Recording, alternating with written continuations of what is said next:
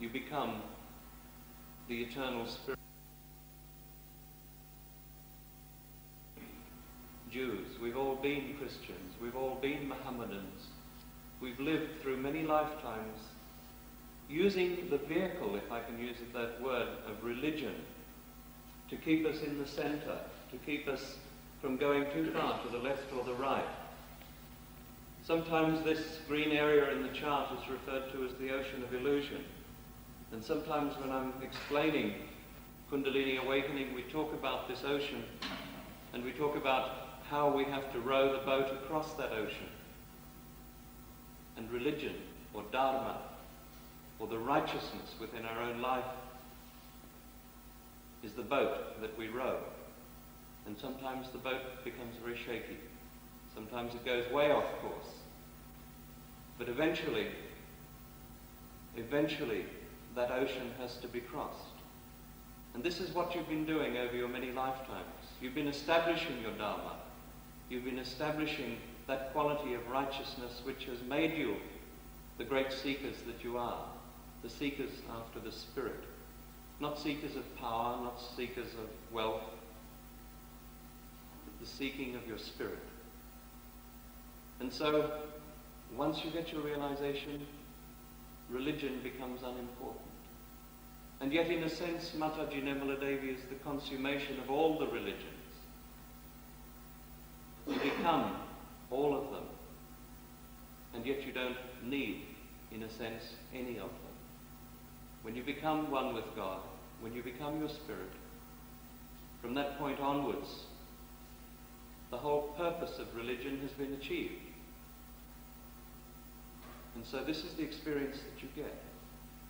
As I said, we have this system of centers within us. It's called the yantra, or the mechanism that lies there. How it works is the tantra. There are 7 centers, starting with the Muladhara center at the bottom, which is the one below, colored in red, and the place in the sacrum where the Kundalini sits. That's the first center. Then there is the second center, which we refer to as the Navi chakra, here. Because Kundalini rises, it's almost like putting a pylon in the middle of the ocean, and then back Kundalini comes to establish the creative force, which is the third center of Shwadhisthana. And then we start the passage across the ocean. And this is where the Dharma, or the quality of righteousness of our many lives, is established. Until we reach this next center, which is the heart center, which is the center where the spirit dwells. It's the center where we get our security. It's the center where we begin to know our spirit. Begin to know our spirit. Then the next center is the Vishuddhi center, which is located in the throat. And this center is the center where we begin to perceive the greatness of God, the all-pervading nature of God, the Allahu Akbar, the great God beyond, not the limited, confined knowledge of spirit, but the greatness that we are just part of an all-pervading spirit. This is where we have our self-esteem. And then we have the Agya center, which, as I said, is the center of Christ. So most of us as Christians know the essence that was Christ, the essence that is the eternal nature of the Spirit. The resurrection was the message of Christ, the quality of forgiveness. But that's the past. We've been all of these things. Now we're in the present. Now before us we have truth. We have the force, the power that can awaken the residual energy that lies at the base of the spine, in the sacrum, and which, when it is awakened, rises, passes through even this center, and gives us what we call thoughtless awareness. No thoughts coming in, but you are completely aware. After it passes this center, finally it passes through this center, which is the center of Mataji Nirmala Devi. This center, when awakened, gives us our self-realization. It makes us collectively conscious. We begin to feel the vibrations of Almighty God. We begin to become collectively conscious. We put our attention on our own being, and we can see which of our centers are catching, which is in trouble. We can put our attention on others, and we can see where their problems are. Probably the most exciting part is that we can give realization to others.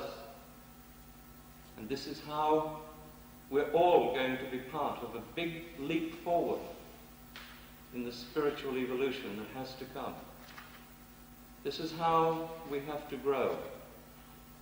So when you get it tonight, if you haven't already established it, treat it with tremendous sanctity and with zeal, develop it. This is given to you as a gift. No money can pay for it. When you get it, savor it, develop it. Develop to the point where your realization becomes complete. This is the goal. This has been the goal that you've all had over your many lives. As I'm developing it, as many of us, the Sahaja Yogis around the world, are developing it, you too can do it. And you have to become the people in America who become those great people who have to show what collectivity is all about, what being, the collective being which sits at this point, has to be. You don't understand the significance and the importance of your role. It's tremendous. Because when we become collective, we're expressing an aspect of the pure desire of God. Not just talking about being brothers and sisters, not just loving one another in a rather simplistic sense, but actually becoming really brothers and sisters. Knowing and sharing the joy and helping each other in a very, very positive way to become the Spirit. So when you get it, I really urge you to work hard at it. It's not something which when you get it, you go to the next lecture. As some people say, it's good to get Shakti from a number of places. I've heard this said so often. This is not what it's all about. Be careful if you think that, because you don't get Shakti from a number of places. Shakti comes only from one being, an authorized, realized soul. And it has to awaken that energy at the base of the spine. Not do what often more sinister people delude us into thinking is Kundalini awakening, when in fact they're exciting either the left side or the right side, and you get a burning or a heat sensation passing up the spine, followed by a period of so-called bliss. That's not Kundalini. In fact, it's the deity at that point getting angry. Be careful. Tell people about this, that it's not Kundalini awakening when that happens. Kundalini is your mother. It's a cool, sweet energy. It's the vibrations of Almighty God. It's what was referred to in the scriptures as the cool wind of the Holy Spirit. So when you get it, please cherish it and develop it. The chakra system is a very subtle instrument. The experience that you get tonight may be very subtle, but something very special will happen by Mataji's love and by her power if you humble yourself down and say, please God, give me this experience so that I can become my spirit. That's the way to do it. And just slip your shoes off and hold your hands out to Mother in a very simple way, as if asking for something, and it will probably happen. Keep your feet on the ground, and it will probably work out. Again, for the new people, let me introduce to you Mataji Nirmala Devi.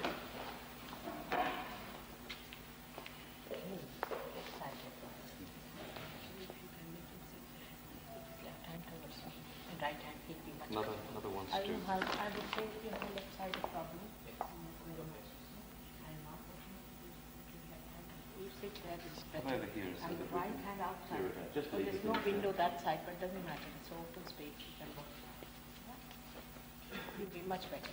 Take your shoes if you want to. The left-sided problem he has. He can't even sit properly. Left towards me and right. It's all left nabi, left Sadhisthana. And if he can say that mother, I am my own, it will work out better. So what you have to say, I am.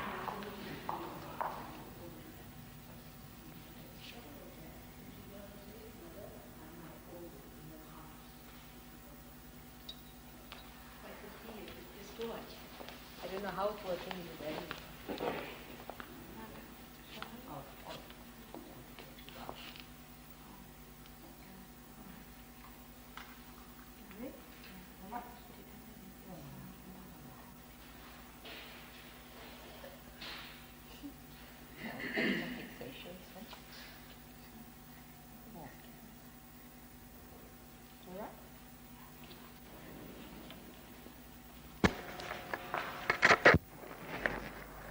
All set.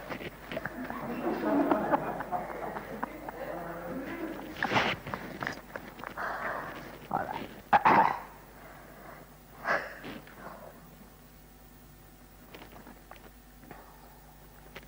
Yesterday I gave you the history of the seeking of human beings, how in 3 different lines we have been seeking.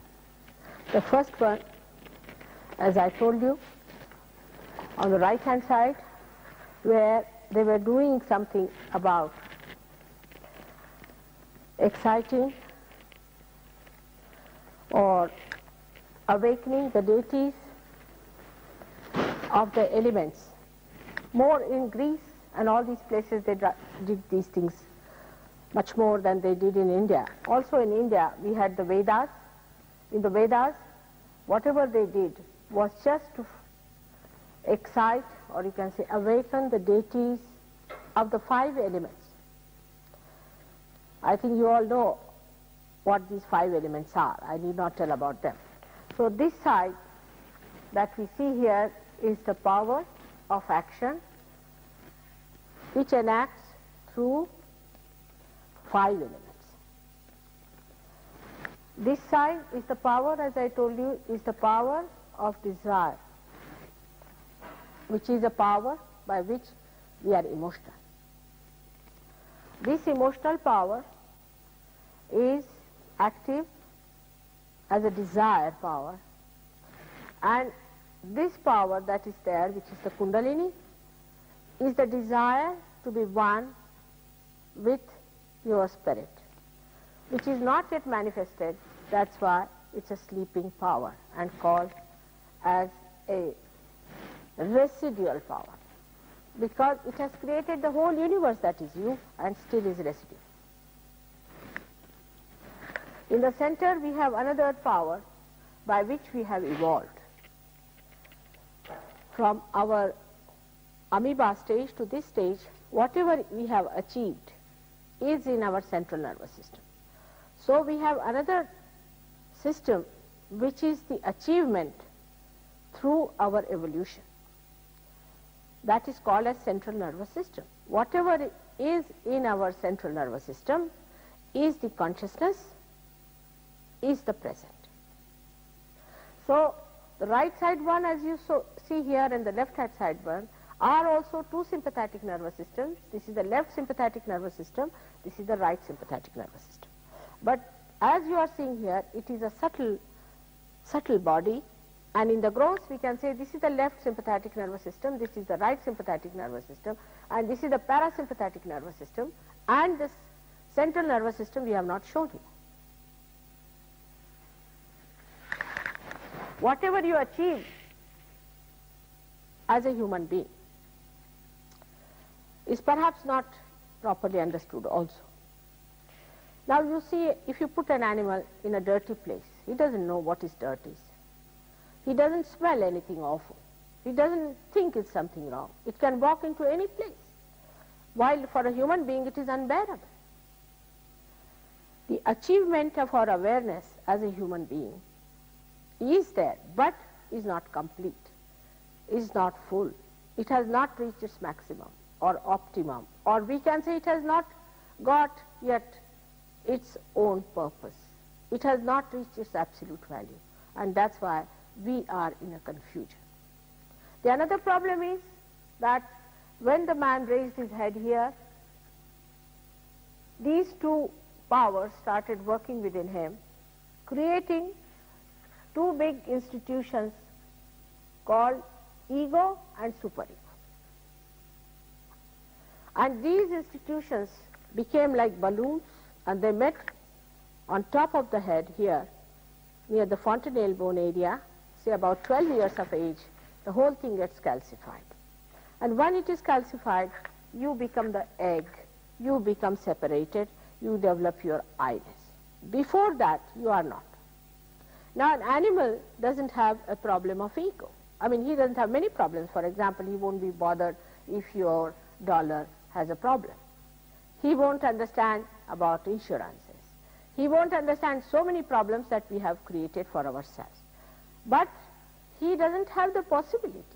He doesn't have the possibility to get realization in the first place, and another possibility that once he gets realization, to know his spirit.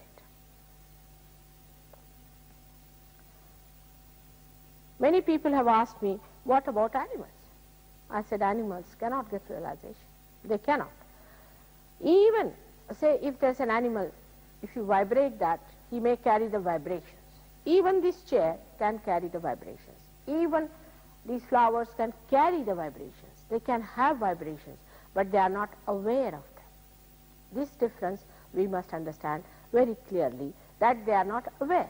That's why the people who have found out certain places as the places of worship, places of adoration, they are the people who are seers, who were realized souls, and they could feel the vibrations in that particular place, and that's how they selected those places for worship and other things. Now, for example, I went to Kashmir once with my husband, and we were going in the car, and suddenly I felt tremendous vibrations in the air, cool vibrations. And I told my driver, I said, there must be some temple or something here. They said, there's no temple, it's absolutely a place which is forlorn. But I said, must be about 2-3 miles area, there must be some place of worship of someone. Oh, he said, there is one. I said, which one? It's called as Hazrat Bal. That is, one hair of Muhammad Sahib is kept there. And people go to that place. Now, so many Muslims go to that place, they don't know why they go. Some peer, some realized soul must have told that this is the hair of Muhammad Sahib, and that's why there are vibrations, so that hair is kept there. They have fought over it and done all kinds of things, but they don't know what they are doing. So when I went there, I saw lots of people were there, and they wouldn't allow us to go in because we are not Muslims according to them. But sitting down there, I could feel the vibrations of Muhammad Sahib. Only one hair of Muhammad Sahib. So you can imagine how powerful these vibrations are. Now, when we say that we should not worship, in the Bible it is written that you should not worship anything that is reproduced and created by the Mother Earth and the heavens. Now, what is it? What is it created by the Mother Earth and by the heavens, which we should not reproduce? This nobody tried to find out. They think that you are not allowed to worship any form. It's all misinterpretation. It's completely misinterpretation. I'll tell you, there is in Paris a church called as, what is it called? Notre Dame.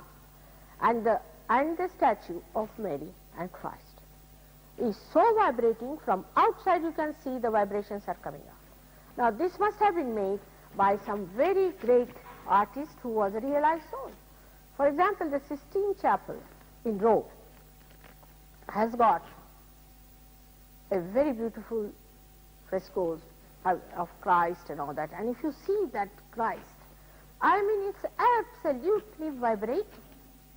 But down below there's a big table on which they have put Christ just bones, miserable creature, which is nowhere near Christ. I mean, it's impossible that Christ could be like that, so miserable, ugly looking, thin, worn out, hopeless case. How can he be Christ? I can't understand. He carried a complete, huge, big cross upon himself. Do you think these bones could have carried? And this was placed just below where in Sistine Chapel you find Christ standing as he was. How can it be?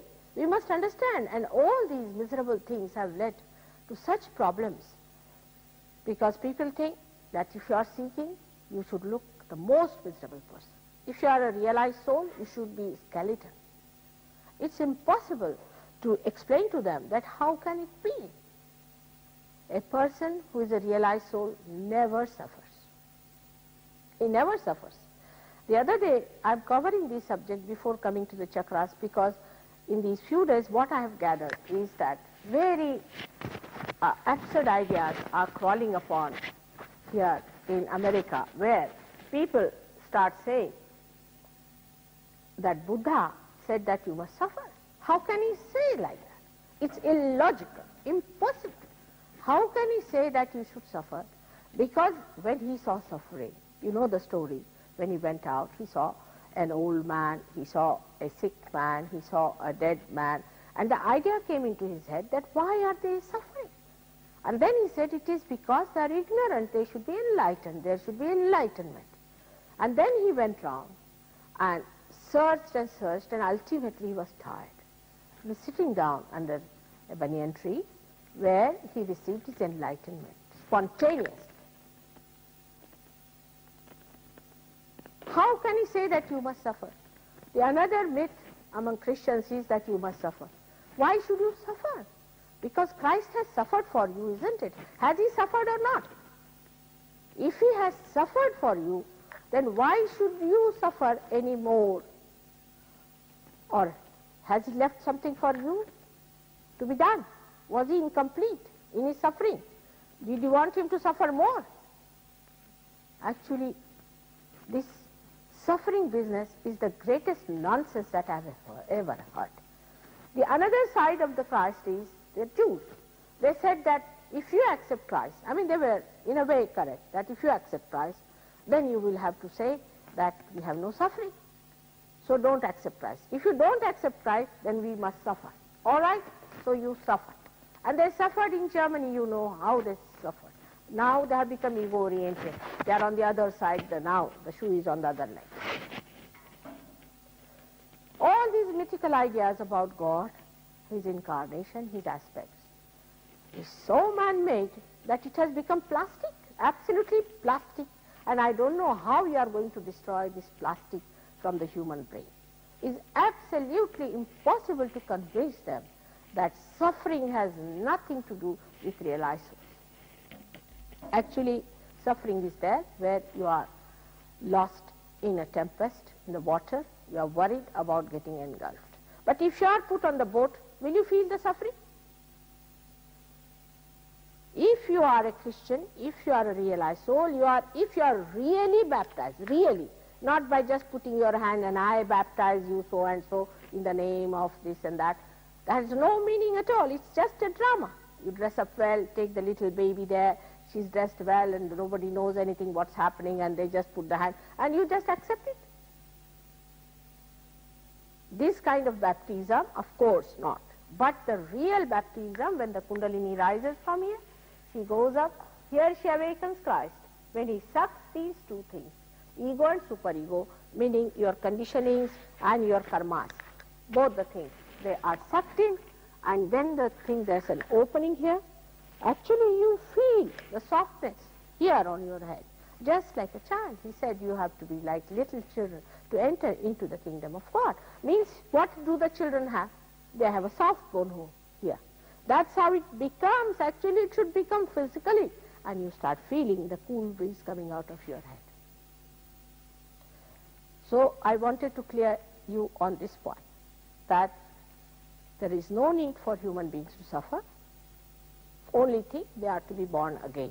Now again, this is another very, very funny situation creating word, is born again. When I came to America last time, everybody was trying to tape me. I mean, we had much more groups than we have here now. I don't know what has happened to them. They are all shifted, they are not here, God knows where they have gone in America, because all the time Americans are shifting. You see, they are not grahasthas, they are not householders. They are all the time shifting from places to places. It's impossible to lay hands on anyone. So somebody has gone to California, somebody has gone to Caracas, I mean, everybody has shifted, and I don't know where are they lost, whatever it is. Now, the main thing is that when I came here, I told them that you are to be born again.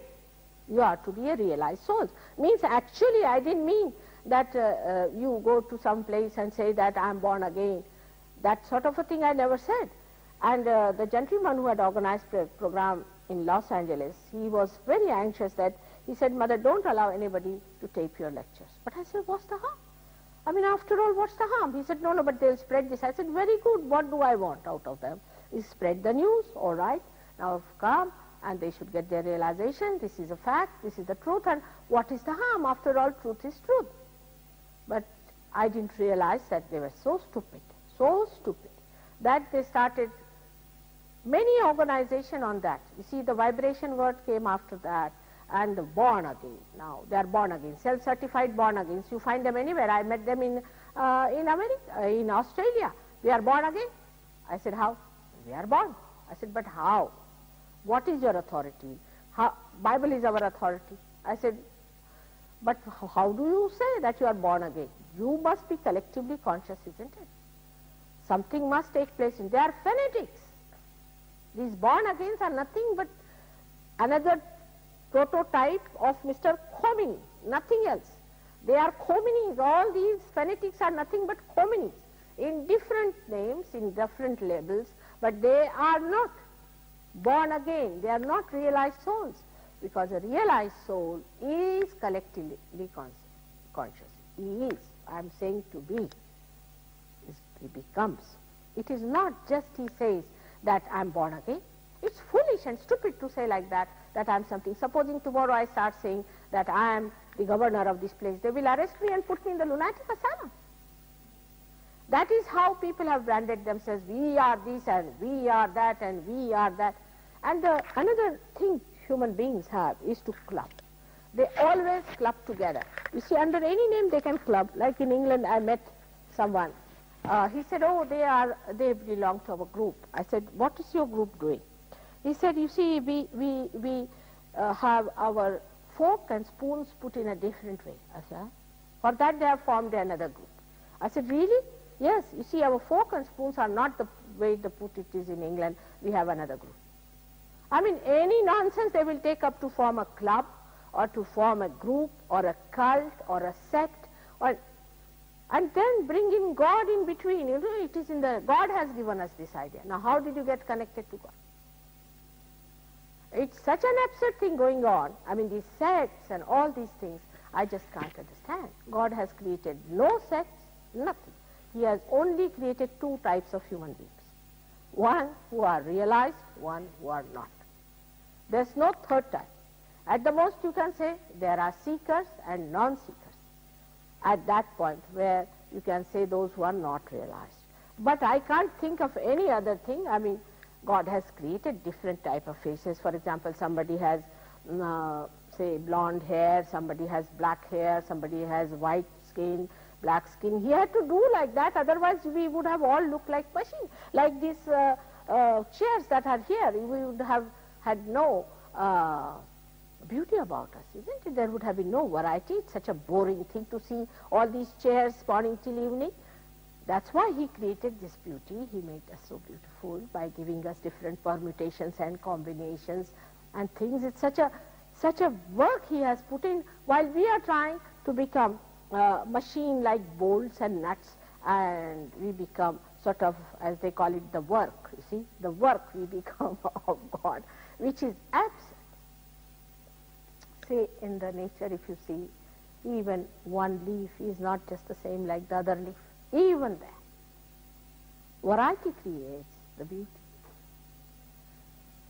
And on this point also people are there. There might be leagues here for the red hair league and Black Hair League, or maybe any any nonsensical thing they can use it. You can't say to what extent they can go in forming a club, any sort of thing. And here we are to see that we are universally like this. Whether you have a black skin or a white skin, whether you have a bald head or a red head, you all have this thing inside you. All of you have got this universal thing within you, except for the devils. If you are a human being, you all have this thing within you. Now, when I say this to you, you need not accept me also, because there's all freedom in Sahaja. If you don't want to accept, it's all right. But don't deny. As a scientist, you must accept this hypothesis. Once you accept the hypothesis, you go ahead with it, see for yourself. If you get your realization, then see for yourself, go further and see about it. Now, as he said that people are saying here that we should get Shakti from anyone, everyone. It's another guru shopping business. See, I've seen people who sit down and see that how much money they can spend on their seeking. So they find out now if you have to go to X, you have to pay 200 and he's 100. Now how much money do I have in the bank? How will I balance it? Now how many people I can go to? The idea is as many things you can buy in the market in that little money is all, they sit down and plan it out. You see, this is not God. But they will be lost with me because you can't just purchase. You cannot. Neither you can buy it. Now what to do now? Where do I fit in? Then I don't fit in because there's, according to their planning, I don't fit in because I'm supposed to get some money out of it. And it's such a funny, sort of a clownish behavior towards religion that I was flabbergasted when I started seeing people here. I mean, I came here, no doubt, but I refused to come for 9 years. I said, no, these people only think of dollars, dollars, dollars. When are they going to think of God? How much money did Christ charge? You sold him for 30 rupees. You sold him. Did he charge any money? He lived like a carpenter's son. He had only 2 tunics to wear. He lived with that, but he was the king. Because such people do not care for anything. You see, nothing can make them tempted to. For such people, it's all right. If you make me sleep on the ground, it's all right. If you make me sleep in the palace, it's all right. For such people, they are kings, they are above all these things. You cannot lure them into anything. And that's what was before you, Christ. Christ came on this earth before me, told you that what is important is your spirit. Look after your spirit. And you raised your churches and you raised all these buildings and all these places. Where is the spirit? The spirit is missing. We have to pay attention to our spirit. He has said it in many, many words, you are to be born again. It is, he said it, you put me in your heart. All that was possible in that language to these fishermen, he told. Of course, they have honestly quoted all that, but not all that what he said. Because he also lived only for 3-4 years there, and he was crucified. I mean, imagine the stupidity of people to crucify Christ. I can tell you, if he comes to America today, you may crucify him. Why? Because anybody who cures in this country is prosecuted. Your legal side is so great, you don't know the laws of God, you don't know the divine laws, how they work. So let us forget about this one. You are all seekers, you are special people, you are chosen people, you are men of God. You are not men of the world. Accept your position. Have your self-esteem. You are not the people who are going to seek money and are going to judge God through money or through positions or anything. Like these people went to see the medias and they were only impressed by my husband's position. Imagine.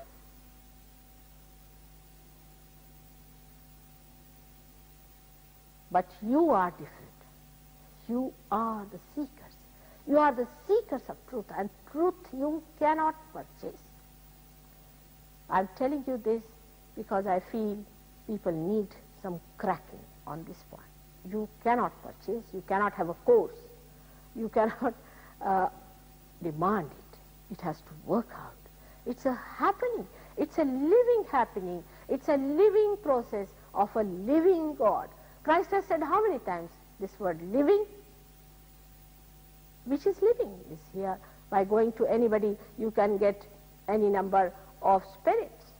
By paying to them, you can purchase nothing but spirit and your lunacy.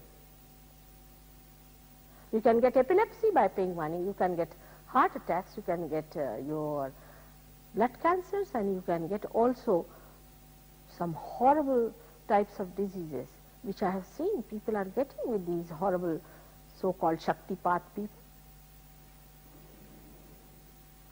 One has to know, once you become the spirit, you become marvelous. Your health must improve. Everything must improve. So today we are here on the chakras. I've given you the introduction because you will see why you improve in health. Why there has to be improvement in health when the Kundalini rises. Now at the very outset, I would tell you one thing very important, which should not really shock you, but you should know is a fact. That this one is the first center called as Muladhara Chakra. Now the word Muladhara means, Mula means the root. Adhara means the support. So this is the support of the root. The root is this Kundalini. And this is the support of the Kundalini. And this is the chakra which is bestowed upon by a deity called Sri Ganesha, who is the embodiment of innocence. It is the same deity born at this time as Christ. Now one should know that this chakra in the gross controls the pelvic plexus. I don't know how many of you are doctors here, but pelvic plexus also had sub-plexuses which are 4 in number, and they control all our excretory functions, including sex. Now if you see it clearly, it is placed below the Kundalini because it is innocence. In the mud of excretion is put the innocence because he is innocent. A child doesn't understand sex, does he? He is the eternal child. Ganesha is the eternal child. Christ is an eternal innocence. He doesn't understand sex, nor can he marry anyone. All these ideas of Christ marrying, I mean, how can you marry a little child? He doesn't develop ego or superego like human beings do. And that's why the head of the child is that of an elephant, because elephant is a very, very wise animal, and there is a story about it, but that I will tell you later on. To show that the person who is bestowing, or we can see the king who is enthroned here, is the one who is a child. His ego, superego do not need. He does not have I-ness. This is what was the meaning of this. In this center, he resides. But that shows one thing very clearly, that sex has nothing to do with your realization. Kundalini is about it. Only this center informs that somebody is there before you who is authorized to do the job, or who is there, who has got the authority which is emitting for that person, and that's how the Kundalini rises. Just like sprouting of the seed, just like sprouting of the seed. This is the primule, you can say, of the seed which rises, but the information comes through this in here, that there is somebody who is an authority, divine authority. Authority word is very, very aggressive. Divine authority is very loving. And such a person is there, and the Kundalini rises immediately. This is how the Kundalini awakening takes place. So the first and foremost thing we have to know that sex plays no part in Kundalini awakening. People go and learn sex behavior from animals. Now, are you going to become animals? What is there to learn in sex? I don't understand. The knowledge is already there. In India, nobody talks of sex the way you talk. We are producing much more children than you are producing. Also, there is another reason. As I told you yesterday, that no children want to be born in Western countries because they are killed, they are harmed, they are tortured. But in India, even a person may have 12 children, he loves the children. That may be another reason we are facing that. But one of them is that they know about sex quite all right, and they don't have children which we can call as illegitimate children. Very few in India illegitimate children are. Very few people divorce. I mean, they live happily. All the science you have developed of your marriage, what have you got? Are divorced people, children are suffering, they are in the orphanage, and the old people are also in the orphanage. 10 husbands marry 10 wives and they are planted in orphanages. No family system, nothing. So one has to understand that sex is placed here and is to be respected as a function and as a private function, especially to be sanctified by the public. For example, excretion of any kind, if the public has not sanctioned, for example, it has not been sanctioned that you go and do something on the street, you will be arrested, isn't it? So whatever is not sanctioned to you, if you do like that, because you think you have got your liberties to do it, you will be definitely arrested and will be troubled. And we can see it in nature also, that if you do all these things, you develop horrible diseases. I was seeing the statistics of the American youth, and I was amazed that 65% young people from 25 to 40 years have some sort of a disease which is a secret disease, which is an ugly disease. What a jarring thing it is. Just think of it. If you go through the statistics, you see, either they suffer from impotency or they suffer from horrible diseases which are supposed to be incurable of the sex organs.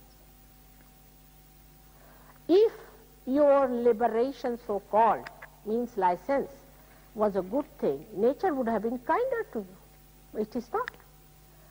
Apart from anything else, we have got Christ before us. Let's see what Christ has to say. He said, "Thou shalt not have adultery," said, "but I say thou shalt not have adulterous eyes." See what a powerful statement it is, because he's there near the eyes. Not only the adultery part, but even the eyes. And you see here people have their eyes roving all over, like God knows what's happening to them. They must see every woman who's passing, every woman must see every man who's passing. I don't know what are they doing, wasting their attention.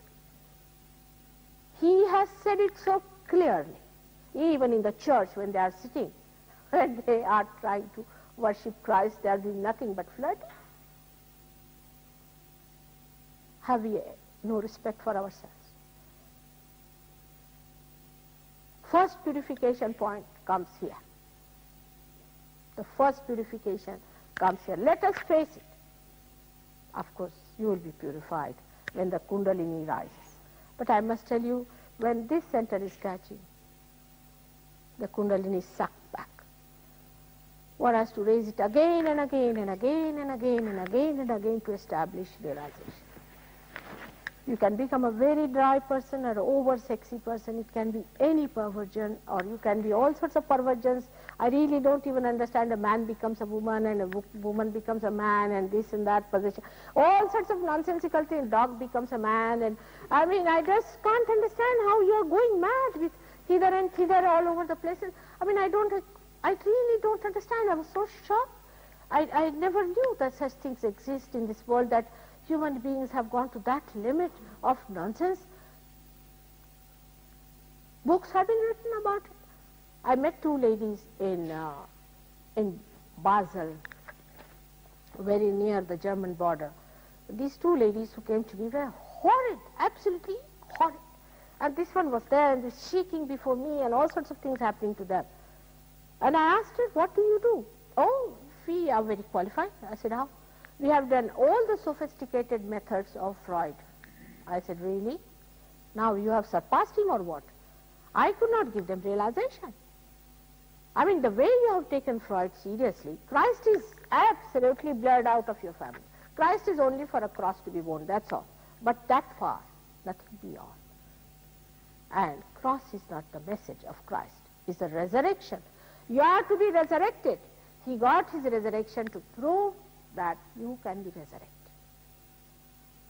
And how are we to resurrect when we have indulged so much into the nonsense of this?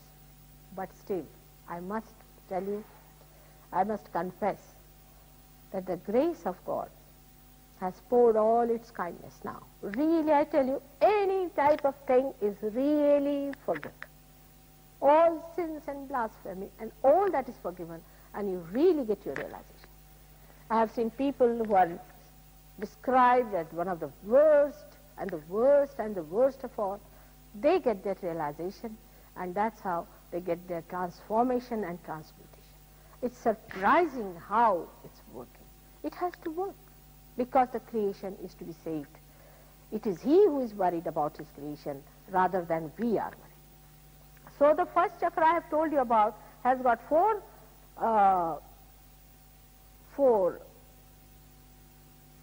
we call them petals in Sanskrit language, petals. And these petals have 4 subplexuses to look after. Now, when we go to Kundalini, it has got 3.5 coils. Kundalini is placed there in 3.5 coil.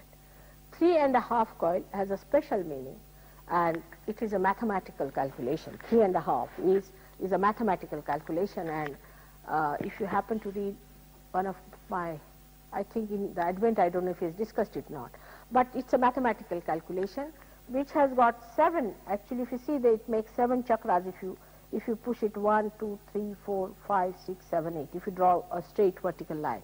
And this is also principle is used in our automatic watches. The spring that we use is a spiral which has 3.5 coils. It's a mathematical coefficients that works out. Now this Kundalini is placed in the sacrum bone called as sacrum. That means Greek knew that it was a sacred bone, and it is said that when the body burns, this bone doesn't burn. It remains. Unless and until terrible acid and all these things fall on it, it does not burn. And it is a sacred bone. Now, then, I mean, on Kundalini, if I have to speak, I must have spoken at least for hours. But we are now going like an introduction to all these chakras, all right? And later on, you get my tapes from England, and you can go through them and see for yourself how this Kundalini is a tape recorder within us. She tapes everything, and she has got all the information as to what you have done, where you have been. As soon as the Kundalini rises, you get the information on the fingers. The realized souls get the information on the fingers. She gives information. He's catching there, he's catching here, this is the problem, and this is to be corrected. I have seen people have got Kundalinis. You'll be amazed. So wounded, so many holes. It's just trying to rise, you know. It's absolutely desperate. It breaks his head this side, that side. It cannot rise. And again it falls down, limp down, and it wants help. If this chakra is catching or this chakra is catching, then you find a big pulsation in that area. I mean, you will see terrible pulsation, just like a heart. You can see with it. But this chakra, if is catching, especially on the left side, means that a person is possessed, unauthorized. Person has put some possession into him. Such a person gets especially this pulsation, very strong in this area. You can see it very clearly, this pulsation, in people who have got a catch. In the way this Swadhisthana chakra caught up on the left hand side, you get it. The nearer it is, the worse it is. It starts pulsating because it is trying to push itself. It wants to get out of the barrier, and that's why it makes a tremendous effort to come out. But it does not. And then it sets back again, and again it tries. And I have seen that unless and until you clear this chakra, it doesn't come up. Now when you come to this chakra, which is the second, as he said, why we say said, because this is connected with this, like a, you can say a stalk of a lotus. Now this chakra is the chakra of our seeking, navel chakra. It's called as Navi chakra.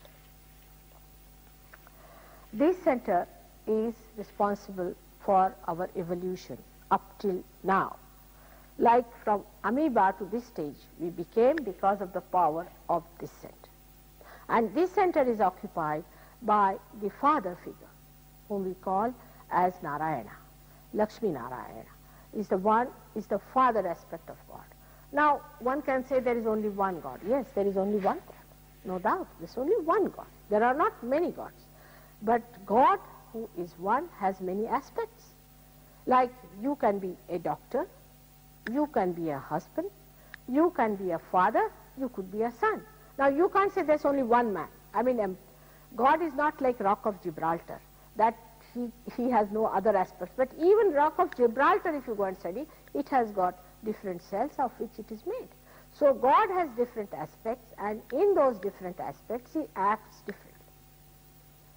There's only one God who does this, but his aspects are different. Now the first aspect of God is the desire of God that he wants to create. This desire is represented by this power of his.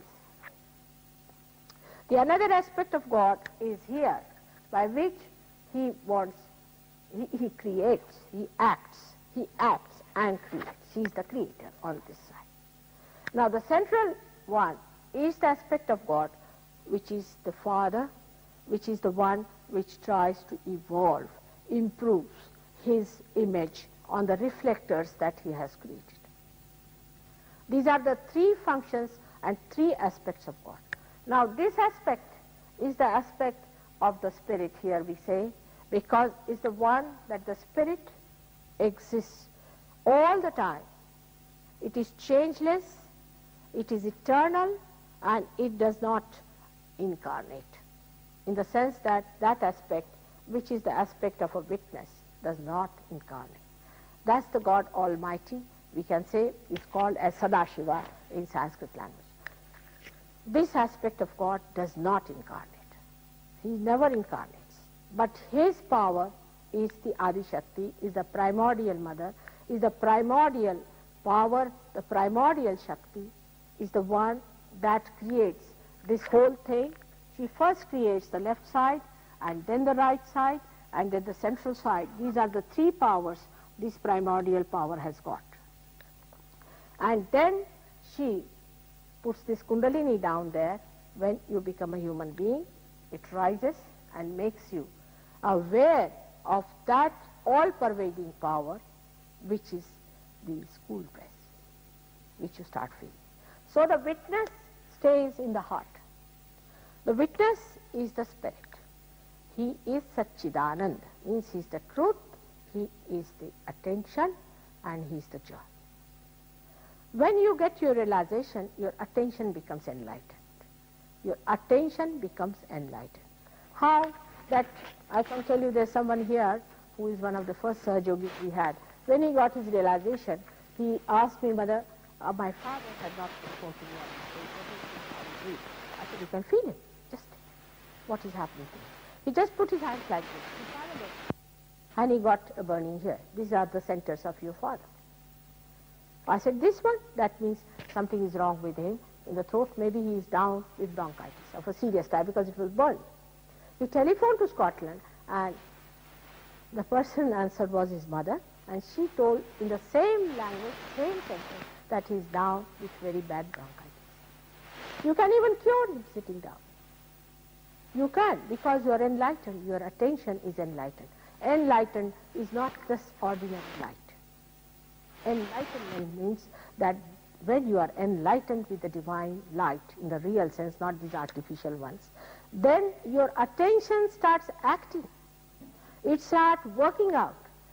It starts cooperating, coordinating, it's a telecommunication and everything. Apart from that, it loves.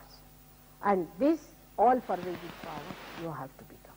Actually, we do not know, we are not aware of this. We do not know that there is all power around us, that this all-pervading power is surrounding us. We are not at all aware of this. It's like I say there is all music going on here and a drama going on here. You won't believe me. Till I put the television, oh, you'll say, yes, it is there. In the same way, unless and until you are put to the mains, you cannot feel that all-pervading power. And that is the truth.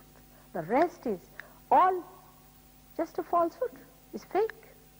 That's the only thing that is the truth, is the all-pervading power.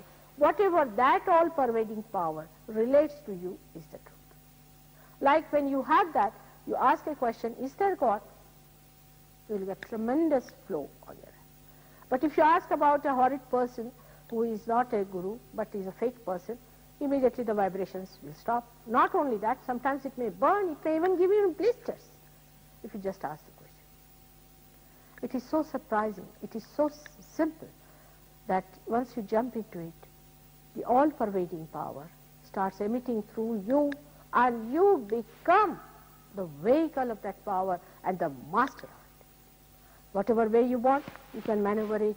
You can know now, for this, this gentleman has got the left side problem. How did I know? I could feel it within myself. Now, if you put your left hand towards a person who is a realized soul or who has the power, and put your right hand outside, the whole thing will be cleared out. Aren't you better now? You'll be much more comfortable. It will go away. It has to go away because the connection is established. Now the thing is flowing in, and it's just like electricity flowing out. It's so simple. It's so simple. To you, this electricity looks very simple because your forefathers have worked for it and they have brought it down here. To you, it is just switching on the light. But how many lives have been lost for this? How much mechanism is there? What an organization is there? Everything is there. But to you, it is just switch on. That's all. Finished. It's so simple. So to look at it may look simple, but it's a tremendous organization that works it out. Imagine these centers are built within us with our evolution. This is the center of when we were just carbon, up to carbon point. Carbon also is tetravalent. This is also tetravalent. Till we were carbon. Carbon is a very pivotal element in all the elements, if you see the position of carbon. Because when carbon started, then only life started coming. And this is how we are here up to the carbon point. After that we become human beings, we start, life, then we start growing here. Now we grew into 7 stages. We grew into, say, definitely we say 10 stages, out of which 8 stages brought us up to human level. Now, as I told you, this is the center of creativity. Means it creates all the stars and everything within us. It creates all the galaxies and all those things within us, and is also responsible for looking after our left side psyche and the right side creativity. Say, if there is an artist with us who comes to us, you'll find his right side Swadhisthana, this is the Swadhisthana, it denotes, you can see here. Immediately you'll find that he is an artist. Immediately you'll find that he is giving you hot vibrations on this part. Means he's an artist, or maybe he has used it too much. A person who's a speaker or a writer and all that, who has used his creative power too much on the right hand side, gives you this feeling. The one who has used the left side psyche, like people who have been tampered with their psyche. See, a psychologist, a person who is a psychologist, who is studying psychology. I mean, psychology cannot be studied by people who are not realized souls. They should not. They do not know how they are harmed by tampering with other psyche. They do not know how to protect themselves. For a doctor may tie up something to save himself from infections. But a psychologist does not know how he is harmed. Even if you live with a mad person, or if you go to a lunatic asylum, you catch from that. That's how your left side gets caught up, and you find that left side starts working in such a manner that you develop all left side problems. Left side problems are depression, epilepsy,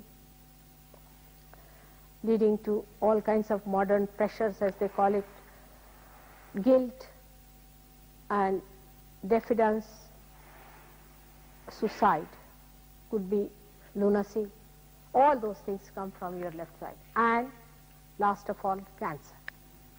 Cancer is caused by the left side problem and not by the right side problem. Actually, as a reaction of the right side, if you are too active all the time you are thinking, because this center does another very important one. It changes, transforms your fat into the cells for the use of your brain, which is using it for thinking. So it goes into tremendous action when you start planning. I mean, here I have seen people plan so much, till they say all set. You see, you start from the home, they start planning. There is no need to plan. I don't understand what is the need to plan to that extent. I mean, you are going on the road. There's no need to plan at all. You have to work it out at the present moment. For example, supposing I have to book a ticket, then that is done to be done today. Then what is the planning? That on the 8th I will book. What is the need to say that beforehand? I mean, when it will come to 8th, you book it. But they go on like this, and ultimately all plans fail. Everything fails. You go to a place, for example, you don't know. If you say, all right, we'll go to the right, but maybe there is no road on the right, so are you going to fall into the ditch because you have planned it beforehand that I will go to the right? You must leave it open. And the same about Kundalini, because when the Kundalini rises, it's like a car that has started, it moves, it moves, it moves. Supposing it has stopped here, and somebody gives you a mantra for this one. You will spoil this one as well as this is already spoiled. So you will have a double problem, because you are saying mantra with this one. Of course, any mantra you say, you spoil this in any case. Apart from that, you have no connection, nothing. You are not yet realized soul, and you are taking somebody's name like that. For example, Rama's mantra is Rama is here. Many people say Rama's mantra and they have a problem with this. They can get asthma physically. Oh, I'm saying Rama's mantra, but I've got asthma. What else? I mean, you must get it. If you have asthma, I'll ask you, did you say Rama's mantra in India? Absolutely goes hand in hand, because Rama is stationed here. All right? Now, if you have to take his name, there should be some protocol. What is your authority? Why are you taking Rama's name? Supposing I start taking the name of your president in his house, go there and start shouting, oh, president, whatever his name is, I start shouting his name. I'll be arrested or not? Or maybe at that time when you are shouting Rama's name, maybe some servant with the name of Rama who has died will think that there's a call for me, may come and enter into your being. Mostly it happens, because you have no connection with Rama himself. With Sri Rama you have no connection. So some Rama who is working in your house and has died, or someone with that thing, or maybe around somewhere in the atmosphere, these busybodies, anybody can enter into you and you can get possessed and you can get disaster. This right side problem is very common with people who are suffering from this trouble. And this trouble comes to you because you try to be very individualistic. Like, if you are married, you don't want to create good relationship. Can you ask him to go down? He's distracting everyone. All right? Can you ask him to come to the tomorrow, day after tomorrow, to our place where I will treat him? All right? We can sit there also. All right? I'll cure him tomorrow, or after the program. I'll try. It's moving. The thing is moving in him, you see, from places to places, and one has to take it. There are so many here. I've seen so many, such strange people I've met on the street, such strange people. There are so many, I mean, I don't know what is the percentage of lunatics in this country, but schizophrenic and all sorts of people, I mean, you can't say, I mean, just see, every third person I came across has some sort of a funny thing going on in his head. I said, now what is it? This is the country which is invaded the most by these negative forces. And if you are going to be destroyed, you are going to be destroyed from inside, not from outside. You will not be destroyed from outside. Take it from me. You will be destroyed from inside. And that you can see what's happening. All kinds of destructive forces are working it out. And the worst of all, these horrible gurus who have come from India. You people had invasion on India. English had their political invasion. You had your monetary invasion on India. So all these horrible people are having a mental invasion on you. You are not aware of it. It's a mental invasion, very subtle mental invasion which you cannot discern. You are enslaved, as we were enslaved by you for money. You see, for wheat, if they send horrible wheat to India, Americans used to say, oh, we have been very gracious. The wheat was so horrible that we could not eat. We threw it on the grounds. Imagine, we threw it on the grounds, and horrible types of what you call acacia plants grew. We cannot destroy them. And then another type of grass, which we call as Congress grass, you see, because it came from America, we called it Congress grass, grew all over, and it covered all our crops and everything. And we didn't know why were you so kind to us to send all these things. Somehow it was destroyed then, this grass, but still this horrible acacia is covering all the villages in India. People are having a terrible time. They are poisonous, and if they hit you, you see, you are killed. And children play around. It's a very dangerous thing. I mean, if they wanted to send wheat, there should have been something more gracious than what they have been doing. This is how you have been very, very unpopular all over the world. Whenever you try to help anyone, you think, oh, you are doing too much. While India has helped you so many ways. First of all, it has helped you when you had wars. We sent Indian troops and all that all over. We never tried to show anything like that.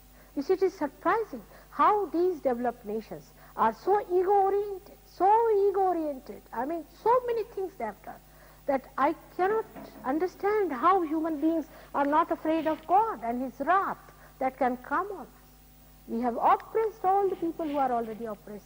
We have tried to really clutch them down. Now, it is for time for you people who are born in this country, who are special people born. You are very, very special. In America, we are the maximum number of Swedes. You would not know. It is for you to rise above all these nonsensical things and get over it and join your hands in solving the problems of these worldly things which has really oppressed the whole universe. And I really depended very much on you people. I came 9 years back, but I found that the aggression is still bubbling in. They cannot see things, and that's how these gurus take advantage of it. They took advantage of it. They came here, all right, you have got money, pamper your ego, you can purchase us. They pampered your ego, you thought you can pay for them, you paid for them. And what did you get out of it? Is nothing but all these horrible things out of which it is very difficult to get out. Apart from that, many might have lost the chances of self-realization. You are absolutely special people to be born. You have taken birth in this country with a very, very special purpose. Because I told you that you are born in this place. This is America. What a place it is. I mean, you had great people like Abraham Lincoln. Great people like him. What a man he was you had. You have forgotten completely his ideals and things. I mean, what a man Abraham Lincoln. I mean, if I read about anyone in the beginning was Abraham Lincoln, I said, look at him. He was a realized soul. His ideas and all that are gone off. Now, it is for you to establish for what you have stood, for what God has created this America, this chakra of Vishuddhi. And this is what is starting from here that you rise up to there.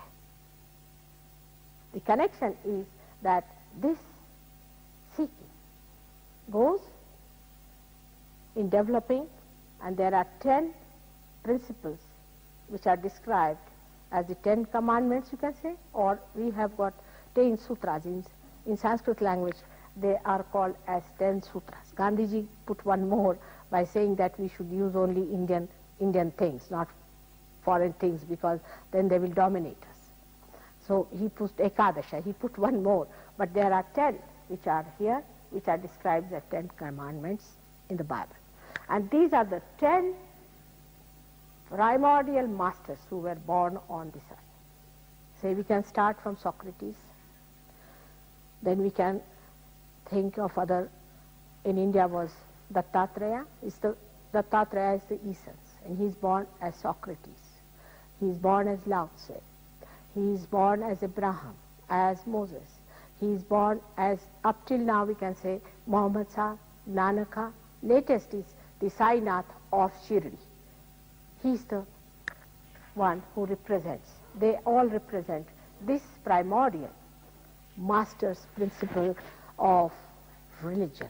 Religion means the one that sustains us. These 10 are our sustainers.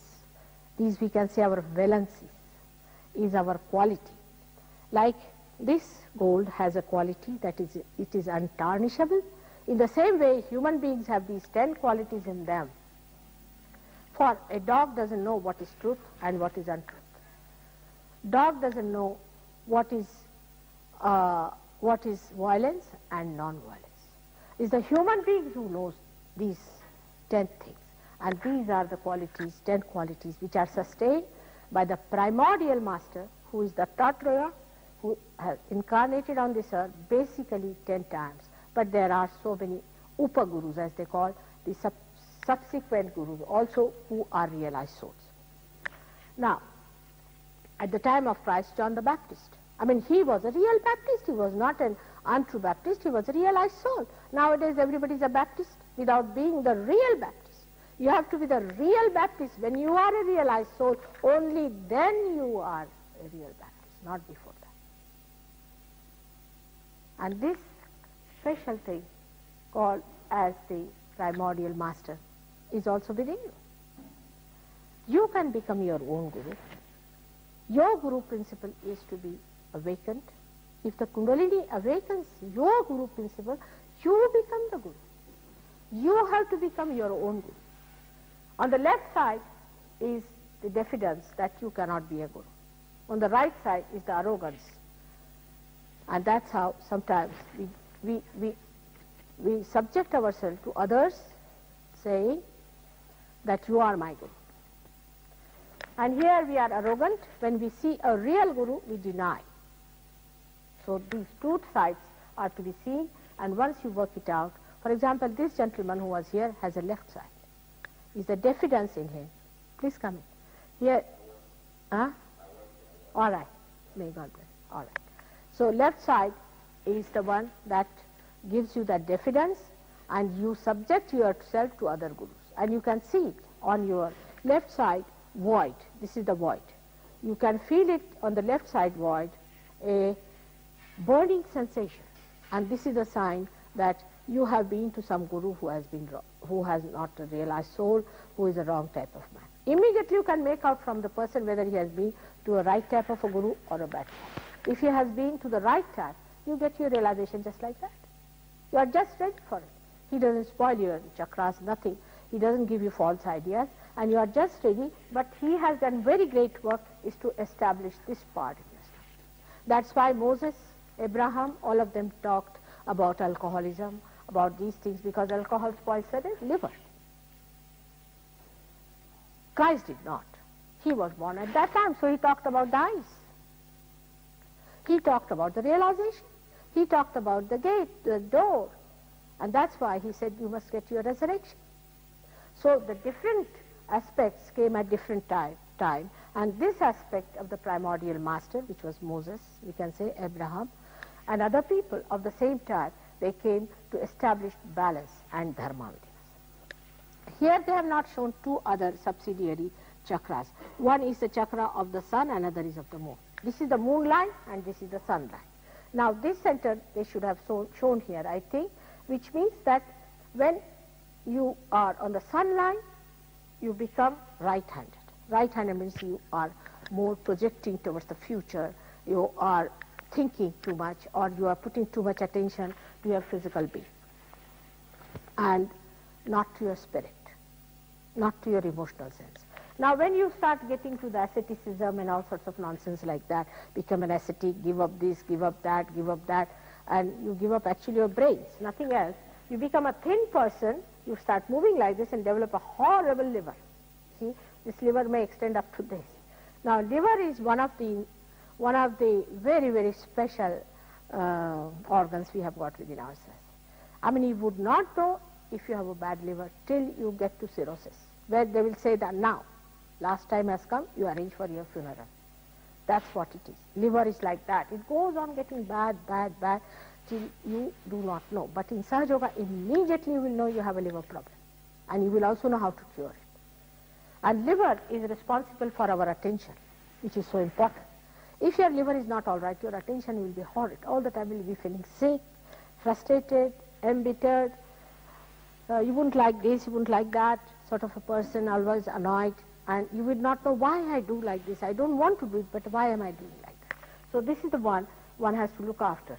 But when you think too much, as I told you, this center of Swadhisthana, which is bestowed upon by Brahmadeva, who is the creator, works too hard. And it has no time to look after the other things like the liver, the pancreas, the spleen, the kidneys, and the uterus. So these things get completely neglected. And that's how the people who think too much always get diabetes. So in Sahaja Yoga, diabetes is curable. Hemiplegia and all those things and anemia and all these things are the cause of the same thing. Such people can become so very dry, very, very dry, because their left side goes absolutely out of order, is sleeping. They become emotionless. I have known people, they came to tell me, Mother, I have no emotions now. I have become a great saint. I have no emotions. Who has told you? I mean, a saint has such emotions you can't imagine. It's such a feeling. I mean, if somebody says that he's a saint and he has no emotions, you throw him in the sea. He's good for nothing. A person who has no emotions is not a human being. He's worse than an animal. And if you see a saint, the difference is only this, that if you feel pain, then you start weeping and becoming emotional. But a saint is the other way down. When he sees others in pain, then the compassion fills him completely. When he sees others in trouble, when he sees others drowning, then the compassion starts flowing from his eyes. And you can see the compassion from those eyes. Absolutely the same terrific eyes become so compassionate that you are surprised at how this love is flowing. And at the same time, he can take a hunter in his hand and hit people. At the same time, he can be very wrathful with people who try to destroy the saints. He can be extremely wrathful, and he can be very, very, very, very dynamic. He can be anything, but he uses it for the purpose of one thing, is to save the saints and to make them the spirit. His only concern is how to make them the spirit, and for that, how to save them. For that, whatever it has to do. Sometimes it can act like a tigress. Just jump on people who try to be injurious or try to be sort of harmful to the children of the tigress. Or it can become so mild, so mild. I don't know if you have seen a crocodile giving bath to her children. Her eyes become absolutely so mild. It's like that. That love you start seeing in a person who is a saint and who becomes a realized soul, that he feels for others, not for him.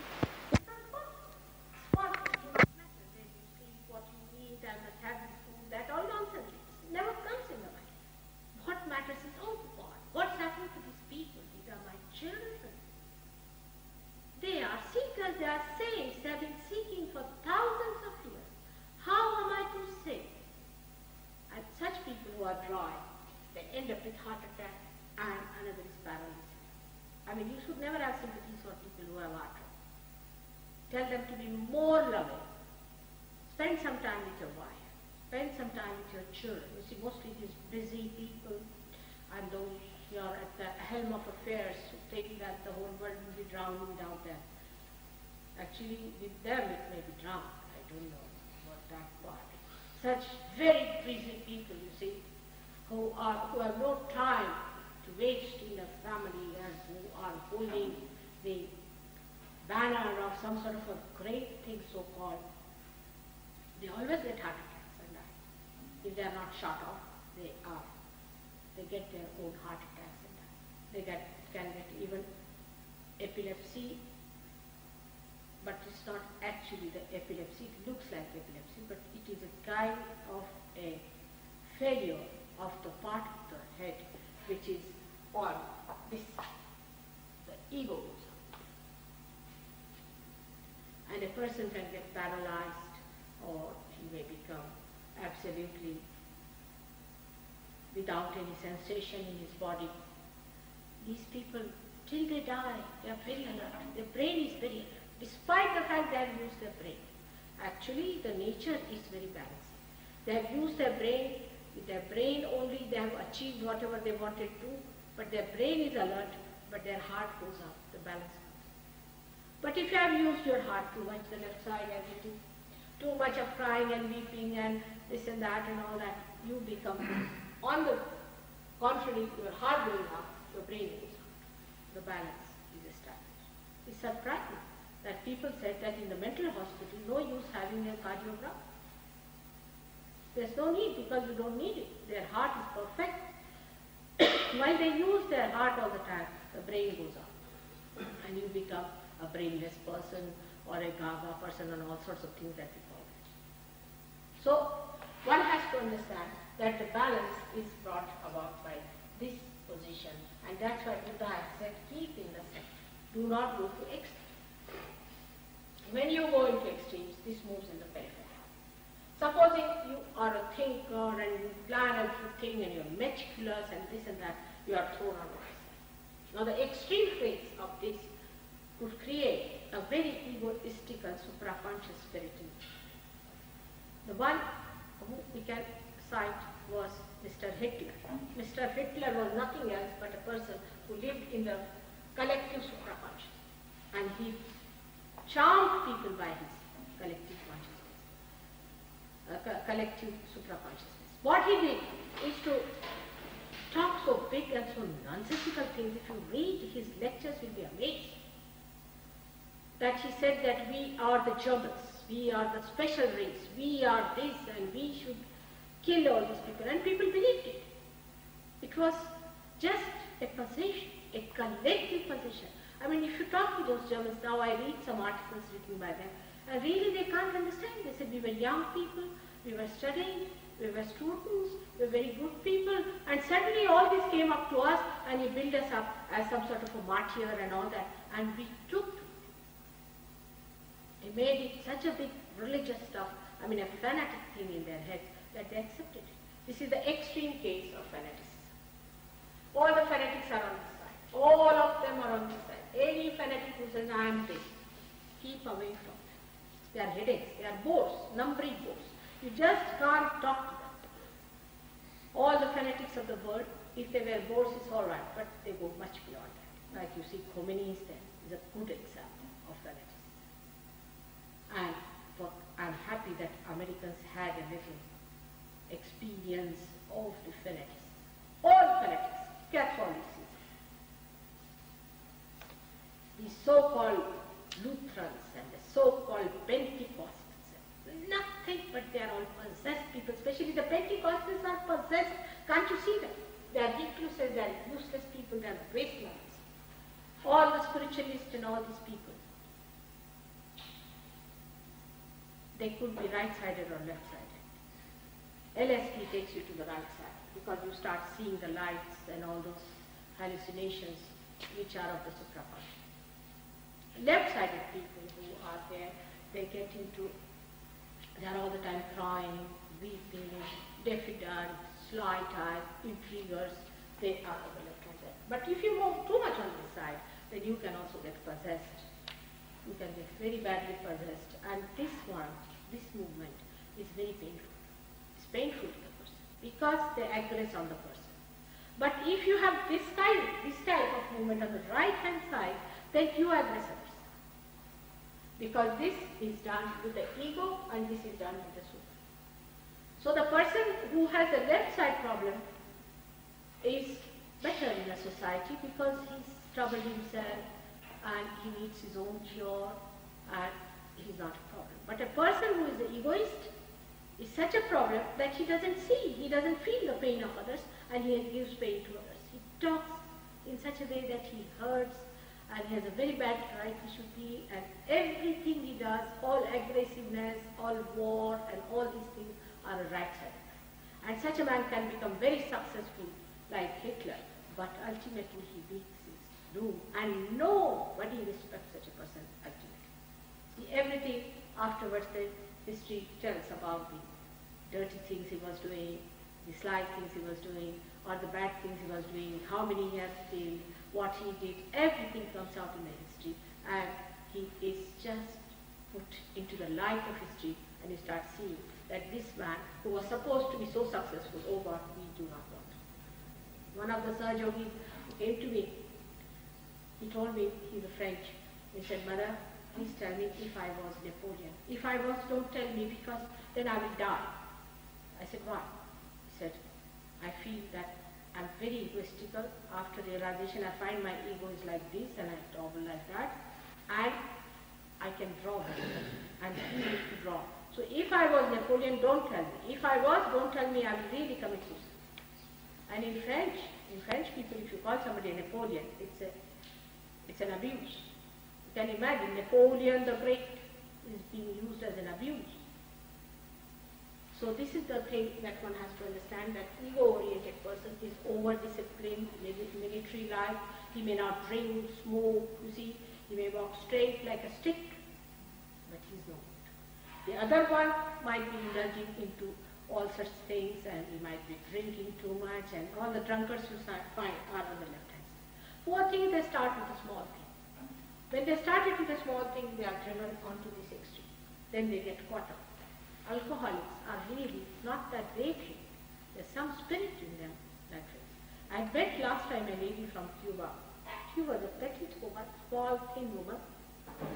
And her husband came and told me that she can take one whiskey bottle neat.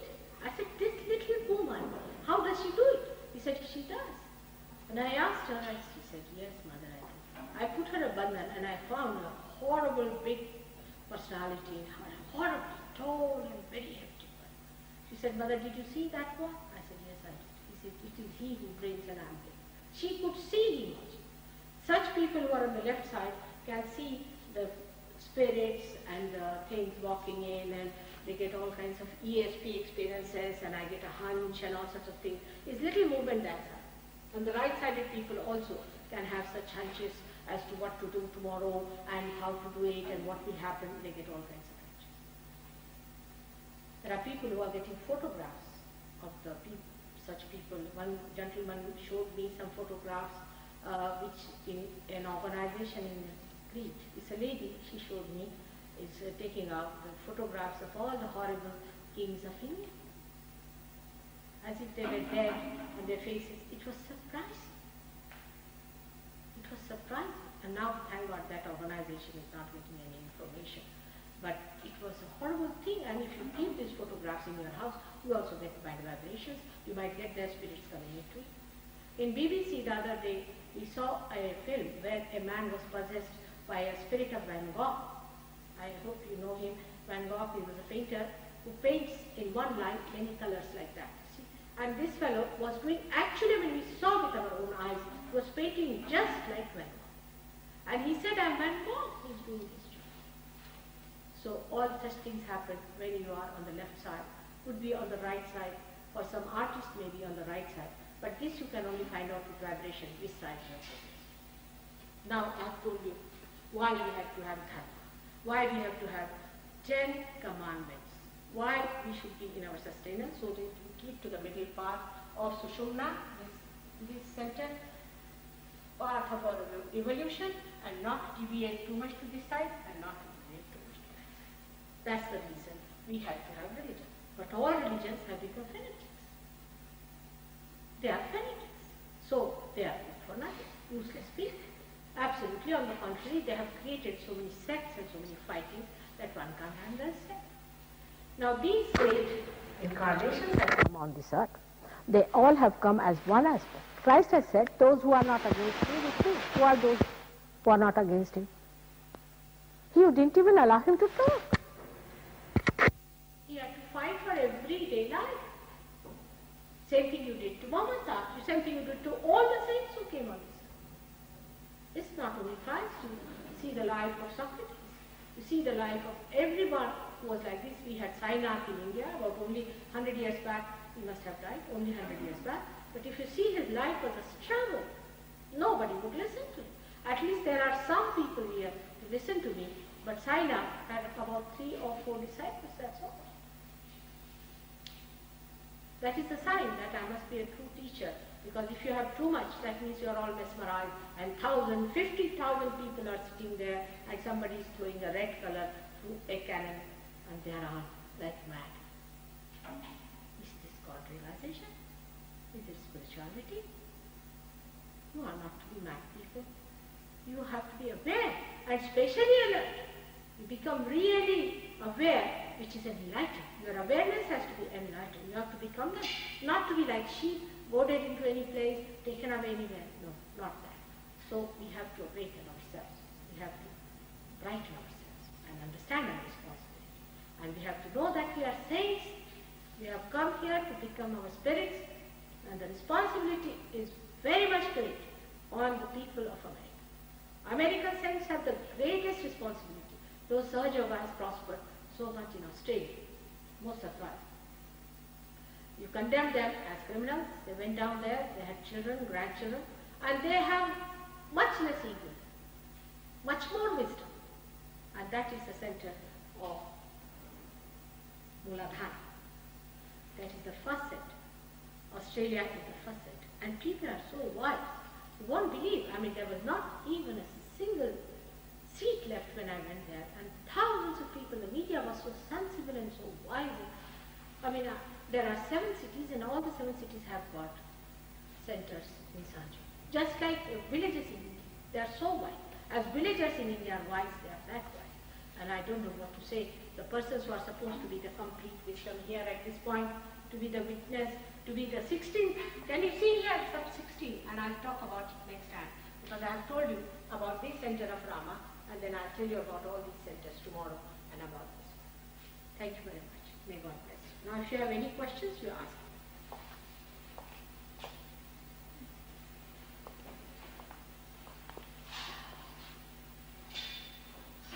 Anyone have any questions?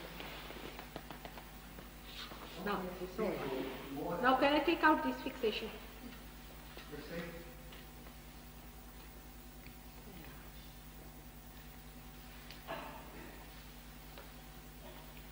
Bugging, is it? Yes.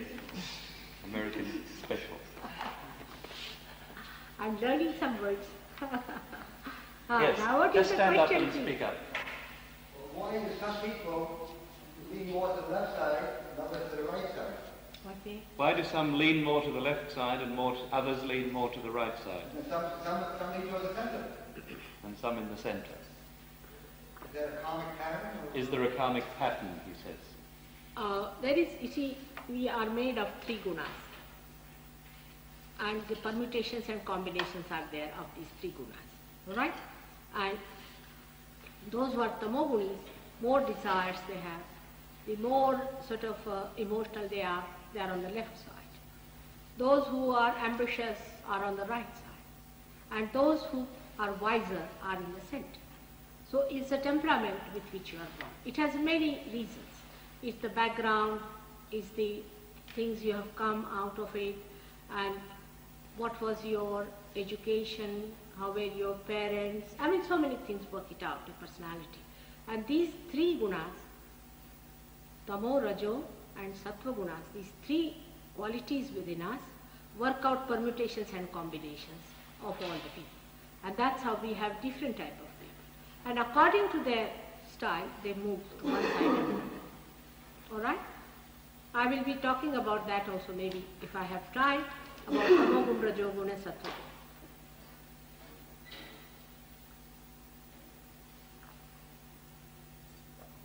Can you help people who are in a mental sickness or, in a very bad mental state by balancing out such sides? Can you help people who are mentally sick by balancing these 2 sides? Of course, I have helped. I am here to help them. about schizophrenia, for example? Schizophrenia? Of course. No doubt. But I hope Americans won't put me in jail for saving these people. My husband told me, don't touch anyone, otherwise you'll be in jail. Of course I can. No doubt. Could I learn it? What's it? Could I learn? Can she learn it? Yes, yes, why not? You can. But first of all, you get well. You have to be much stronger. You must learn all the ways and methods, then you can, of course, why not? Even my photograph does that. You don't have to worry, you can use my photograph. If they don't arrest me for the photograph, it's all right. They told me you have to be a lawyer in this country to exist, I don't know what.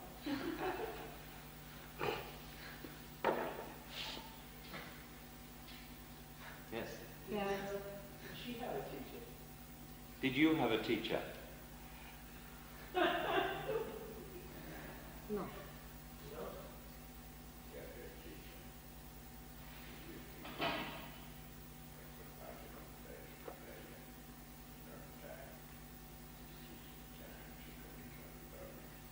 Any other questions?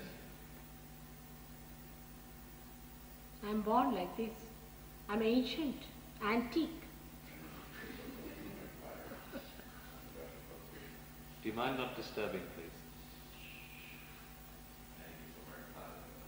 Loudly. Whatever you say it loudly.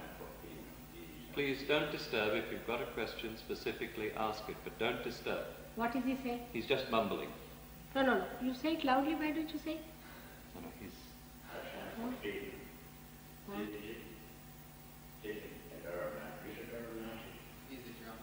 He's drunk, Lana. Is he?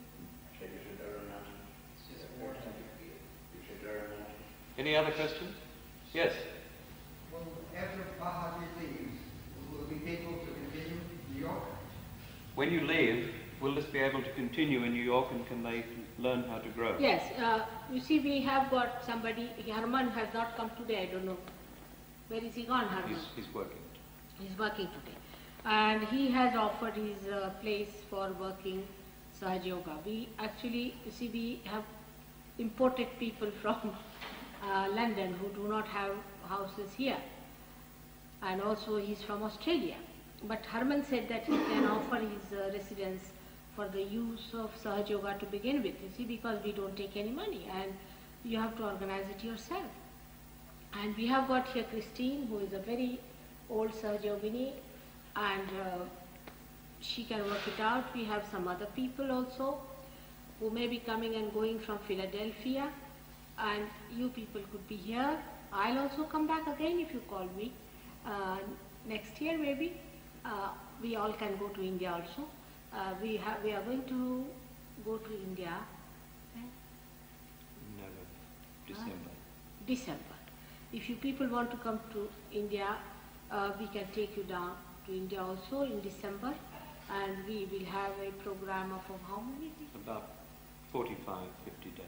About 45, 50 days we'll be passing through villages and all that, and that's we mix up with other people and learn about Sahaja Yoga. Is a very good way of learning about Sahaja Yoga. See, where you learn how to give realization and imbibe things, and it's a very good way. If you want, you can come along, and it is going to be quite cheap for you. Only have to pay for your food and for your traveling. That's all, and food will be very cheaply arranged, and very good food. We can arrange that. And last time they paid £3 per day. This time they are going to pay £4 per day. And everything can be done. We'll go to different villages and stay there and organize it.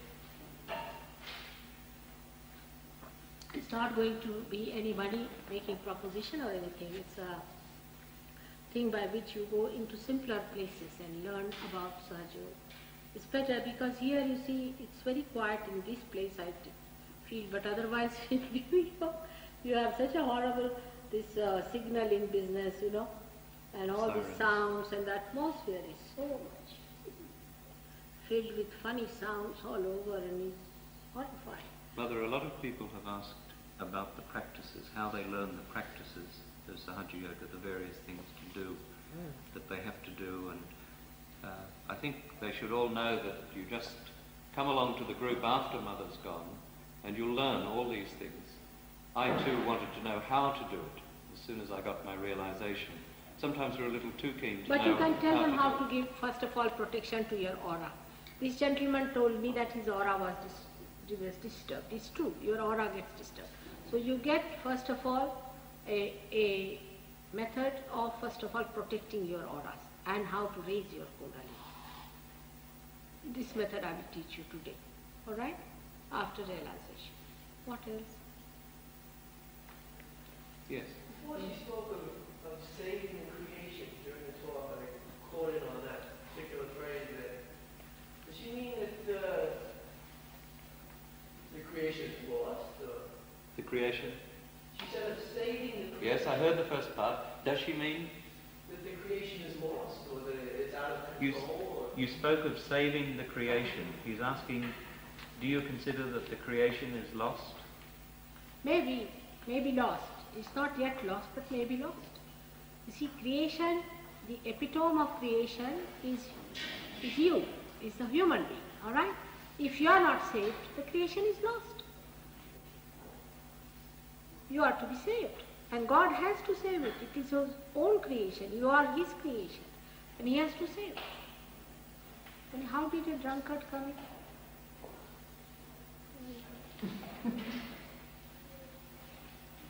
Yes. I didn't come out quite right where I wanted to go on that. Say again.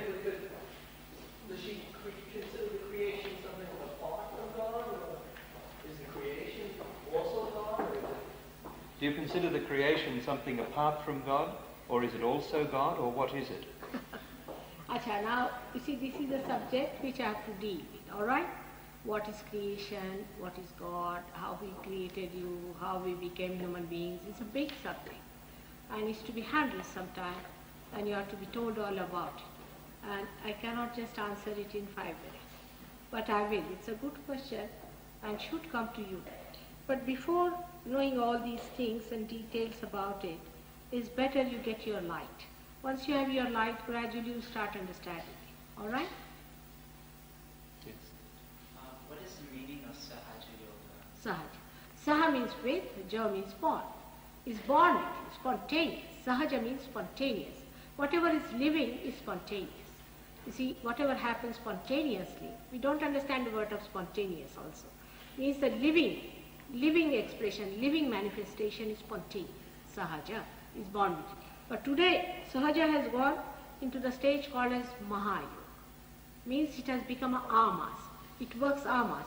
Before it used to work in one person, two persons, you see, like one flower becoming a fruit in the beginning of the tree. But today the situation is such that thousands can get realization. It's Mahayoga. Sahaja Yoga has matured into Mahayoga. Maha means the great. I hope he's back. I hope he doesn't do something to No, Arnold. the caretaker's outside. What? The caretaker's outside. And where is Arnold? Is he back? Arno's back. Baba, don't deal with these people, you know. Drunkards, I don't know what sort of people they are. Any other questions? Better ask the caretaker. You just don't deal with them.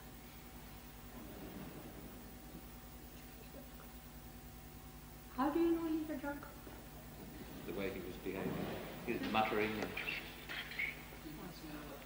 you could smell it. You from here? No. From over there. Any other questions? Now, come along. No, he's telling the caretaker to do. Yes. How does salt and sugar fit in? Where does salt and sugar fit into this?